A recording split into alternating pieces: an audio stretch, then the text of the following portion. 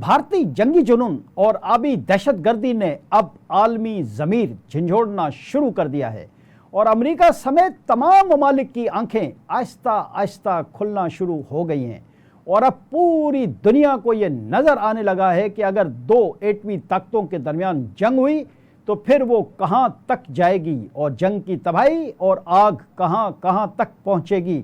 اس سلسلے میں اقوام متحدہ بہت زیادہ متحرک آنے لگا ہے۔ اقوام متحدہ نے پاکستان اور بھارت دونوں ممالک کو ثالثی کی پیشکش کی ہے۔ گزشتہ روز یہ پیشکش اقوام متحدہ کے سیکرٹری جنرل اینٹونیو گوتریس کی طرف سے کی گئی تھی۔ پاکستان نے اس پیشکش کو ویلکم کیا، لیکن بھارت نے اپنی ہٹ دھرمی اور ڈٹائی برقرار رکھتے ہوئے اقوام متحدہ کے سیکرٹری جنرل کی پیشکش کا ابھی تک کوئی جواب نہیں دیا، بلکہ اسے کوئی اہمیت ہی نہیں دی۔ ادھر اقوام متحدہ کی سلامتی کونسل کے پاکستان بھارت مسئلے پر بند کمرہ اجلاس میں خطے کی بگڑتی سیکیورٹی صورتحال اور بھارتی اشتعال انگیزی پر غور و غوص کیا گیا۔ اجلاس کے دوران فوجی تصادم سے بچاؤ کی ضرورت پر زور دیا گیا۔ ترجمان دفتر خارجہ کی جانب سے جاری بیان میں کہا گیا ہے کہ بھارت کے یک طرفہ اقدامات اور جنگی بیانات پر پاکستان کی درخواست پر یہ اجلاس بلایا گیا تھا، جس میں اقوام متحدہ سلامتی کونسل کے ارکان نے کشیدگی پر گہری تشویش کا اظہار کیا۔ ترجمان دفتر خارجہ کے مطابق اجلاس میں فوجی تصادم سے بچاؤ اور سفارتی راستے اپنانے کی ضرورت پر زور دیا گیا۔ کئی ارکان نے مسئلہ کشمیر کو علاقائی عدم استحکام کی بنیادی وجہ قرار دیا۔ سلامتی کونسل کے ارکان نے سندھ طاس معاہدہ معطل کرنے پر بھی تحفظات کا اظہار کیا۔ ترجمان کے مطابق پاکستانی مندوب نے بھارت کی 23 اپریل کی یک طرفہ کارروائیوں پر بریفنگ دی۔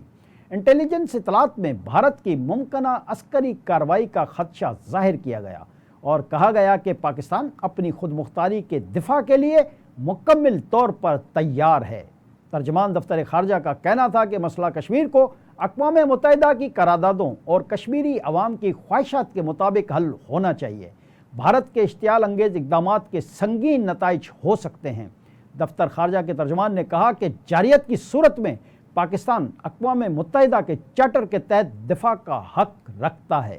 پاکستان نے پہلگام حملے سے متعلق بھارتی الزامات کو سختی سے مسترد کر دیا۔ بغیر تحقیق اور ثبوت کے الزامات لگانا قابل مذمت ہے۔ ان کا کہنا ہے کہ بھارت ایسے واقعات کا استعمال کشمیری جدوجہد کو کمزور کرنے کے لیے کرتا ہے۔ بھارت کی ریاستی دہشت گردی اور ٹارگٹ کلنگز کا بھی حوالہ دیا گیا۔ ترجمان دفتر خارجہ کا کہنا ہے کہ سندھ طاس معاہدہ معطل کرنا بھارت کی خطرناک چال ہے۔ دریاؤں کے بہاؤ کو روکنا یا موڑنا جنگ کے مترادف ہوگا۔ بین الاقوامی برادری فوری طور پر ذمہ داری کا مظاہرہ کرے۔ بھارت پاکستان مسئلہ اقوام متحدہ کے قدیم ترین ایجنڈا میں شامل ہے۔ ترجمان کے مطابق پاکستان نے سیکرٹری جنرل اقوام متحدہ اور سلامتی کونسل کی ثالثی کی حمایت بھی کی۔